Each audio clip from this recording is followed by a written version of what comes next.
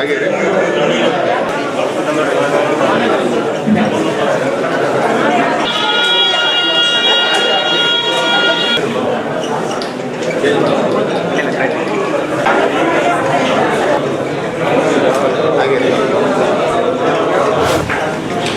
ಅವರಲ್ಲಿ ನಾನು ಒಬ್ಬ ಹೆಚ್ಚುಗಡೆ ಆಗಿ ನೋಡಿಲ್ಲ, ಒಬ್ಬ ತಂದೆಯಾಗಿ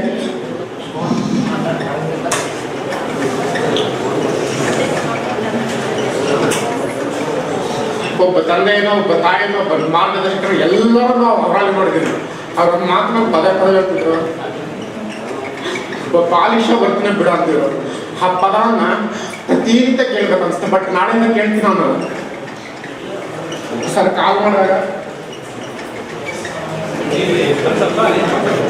ನಮ್ಮ ಡಿಪಾರ್ಟ್ಮೆಂಟ್ ಇವತ್ತು ಇಷ್ಟು ಮಟ್ಟಿಗೆ ಚೆನ್ನಾಗಿ ವರ್ಕ್ ಮಾಡ್ತಾ ಇದ್ದಾರೆ, ಒಳ್ಳೆ ವಿದ್ಯಾರ್ಥಿಗಳ ಅಡ್ಮಿಷನ್ ಆಗ್ತಾ ಇದ್ದಾರೆ, ಚೆನ್ನಾಗಿ ಕೆಲಸಗಳಾಗ್ತಾ ಇದೆ ಅಂತಂದರೆ ಅದಕ್ಕೆ ಮುಖ್ಯ ಕಾರಣ ಯಾರಂತಂದರೆ ಜಯಪ್ಪ ಸರ್ ಅವರು.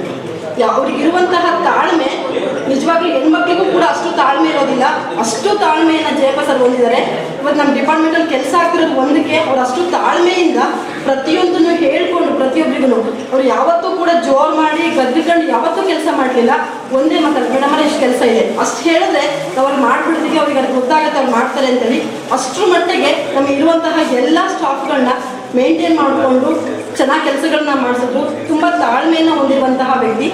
ಜೊತೆಗೆ ಅಷ್ಟೇ ಅಲ್ಲ, ಪ್ರಾಂಶುಪಾಲರಾಗಿ ಕೂಡ 5 ತಿಂಗಳಲ್ಲಿ ಇಡೀ ಕಾಲೇಜಲ್ಲಿ ತುಂಬ, ಮೊನ್ನೆನೂ ನಮ್ಮ ಟೀಚರ್ಸ್ ತುಂಬ ಜನ ಹೇಳ್ತಾ ಇದ್ರು ಬುದ್ಧನಷ್ಟು ತಾಳ್ಮೆಯನ್ನು ಸರ್ ಹೊಂದಿದ್ದಾರೆ ಅಂತೇಳಿ. ಸೊ ಅಷ್ಟು ತಾಳ್ಮೆಯನ್ನು ಹೊಂದಿದ್ದು ಇಡೀ ಕಾಲೇಜಲ್ಲಿ ಯಾವುದೇ ಗದ್ದಲಗಳು, ಗಲಾಟೆಗಳು, ಏನು ಸಮಸ್ಯೆಗಳು ಉಂಟಾಗದೇನೆ ಉತ್ತಮವಾಗಿ ಕಾರ್ಯವನ್ನು ನಿರ್ವಹಿಸಿದ್ದಾರೆ.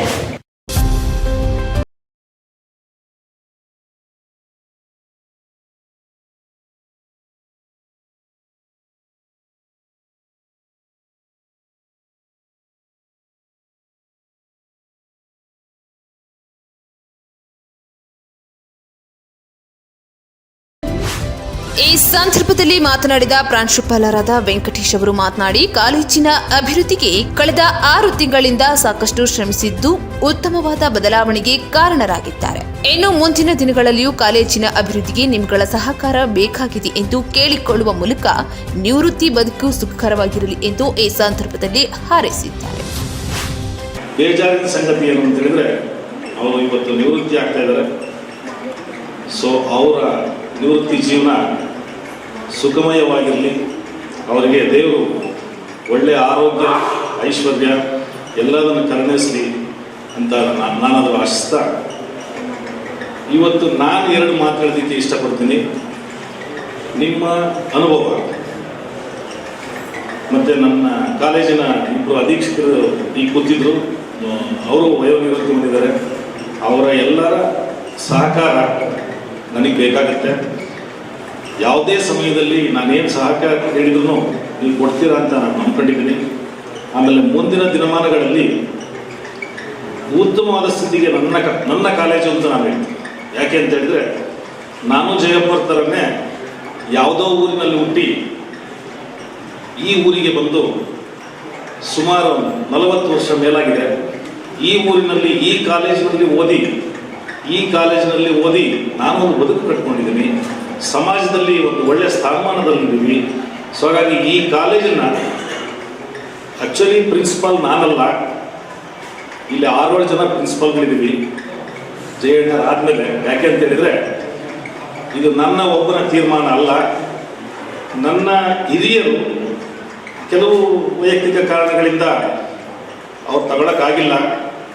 ಅದೇನೋ ಗೊತ್ತಿಲ್ಲ, ಇಲ್ಲ ನೀನು ಕೂತ್ಕೊಂಡ್ರೆ ಅರ್ಧ ಸಾಲ ಹೋಗುತ್ತೆ, ನೀನು ಸುಮ್ಮನೆ ಕೂತ್ಕ ಅಂತ ಕೂರಿಸಿದ್ದಾರೆ ಇವತ್ತು. ಹಂಗಾಗಿ ನಿಮ್ಮ ಎಲ್ಲರ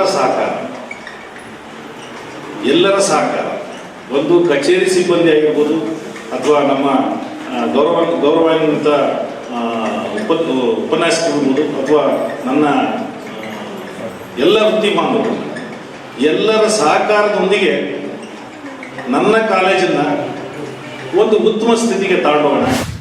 ನಂತರ ಹಳೆಯ ವಿದ್ಯಾರ್ಥಿ ಸಂಘದ ಅಧ್ಯಕ್ಷ ತುಂಬಿನಕೆರೆ ಬಸವರಾಜ್ ಮಾತನಾಡಿ, ಗ್ರಾಮೀಣ ಭಾಗದ ವಿದ್ಯಾರ್ಥಿಗಳೇ ಈ ಕಾಲೇಜಿನಲ್ಲಿ ಹೆಚ್ಚು ಅಭ್ಯಾಸ ಮಾಡ್ತಾ ಇದ್ದು ನಮ್ಗಳ ಭವಿಷ್ಯ ಕಟ್ಟಿಕೊಟ್ಟ ಕಾಲೇಜ್ ಇದಾಗಿದೆ. ನಮ್ಮ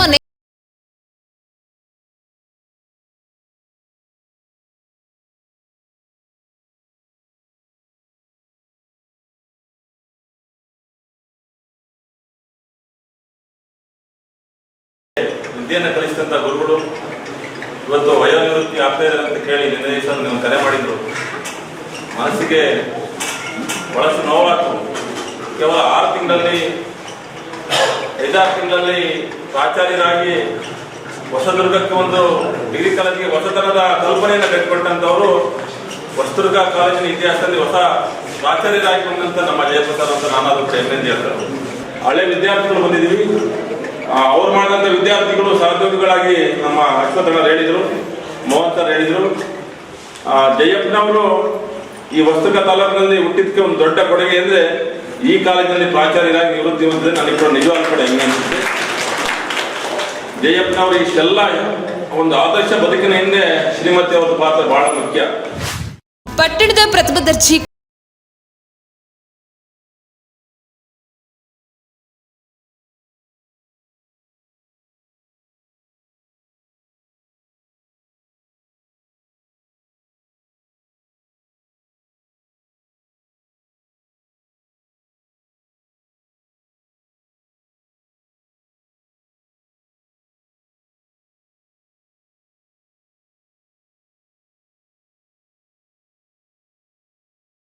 ಸರ್ಕಾರಿ ಪ್ರಥಮ ದರ್ಜೆ ಕಾಲೇಜು ಹೊಸದುರ್ಗದಲ್ಲಿ ವಿದ್ಯಾರ್ಥಿಯಾಗಿ ವಿದ್ಯಾರ್ಥಿ ಜೀವನವನ್ನು ಅನುಭವಿಸಿ ನಂತರ ಅರೆಕಾಲಿಕ ಉಪನ್ಯಾಸಕನಾಗಿ ಸೇವೆ ಸಲ್ಲಿಸಿ ಪೂರ್ಣಕಾಲಿಕ ಉಪನ್ಯಾಸಕನಾಗಿ ಈ ಕಾಲೇಜಿನಲ್ಲಿ ಸುದೀರ್ಘವಾದಂಥ ಒಂದು ಸೇವೆಯನ್ನು ಸಲ್ಲಿಸಿ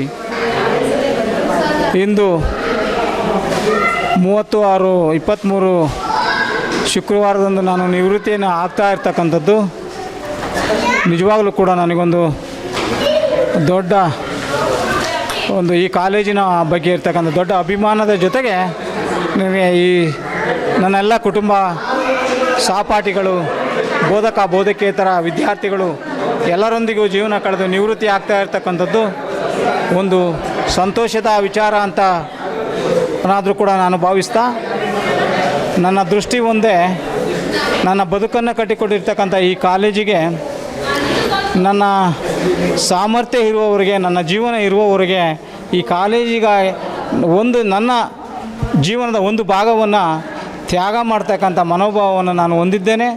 ಈ ಕಾಲೇಜು ಮತ್ತಷ್ಟು ಉತ್ತಮ ಮಟ್ಟಕ್ಕೆ ಕೊಂಡೊಯ್ಯೋದಕ್ಕೆ ಆ ಕಾರ್ಯದಲ್ಲಿ ನಾನು ಪ್ರತ್ಯಕ್ಷವಾಗಿ ಪರೋಕ್ಷವಾಗಿ ಎಲ್ಲ ರೀತಿಯ ಸಹಕಾರವನ್ನು ನಾನು ಈ ಕಾಲೇಜಿಗೆ ಕೊಡ್ತೇನೆ.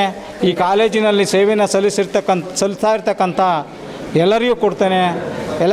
ಎಲ್ಲರ ಜೊತೆ ನಾನು ನನ್ನ ಸೇವೆಯನ್ನು ಕೊಡ್ತಾ ಈ ಕಾಲೇಜನ್ನು ಉತ್ತುಂಗಕ್ಕೆ ಒಯ್ಯೋದಕ್ಕೆ ನನ್ನ ಒಂದು ಕೊಡುಗೆ ಎಲ್ಲ ಸಂದರ್ಭದಲ್ಲೂ ಇರುತ್ತೆ ಅಂತ ಹೇಳ್ತಾ ನನ್ನ ಎಲ್ಲ ಸಹಪಾಠಿಗಳಿಗೆ ಬೋಧಕೇತರ ಅಥವಾ ವಿದ್ಯಾರ್ಥಿಗಳು ಎಲ್ಲರಿಗೂ ಕೂಡ ಮತ್ತೊಮ್ಮೆ ಹಾಗೆ ಅದರ ಜೊತೆಗೆ ನನ್ನ ಕುಟುಂಬ ಎಲ್ಲರಿಗೂ ಕೂಡ ನನ್ನ ಧನ್ಯವಾದಗಳನ್ನು ಹೇಳ್ತಾ ಇಂಥ ಅವಕಾಶವನ್ನು ಕೊಟ್ಟಂಥ ಈ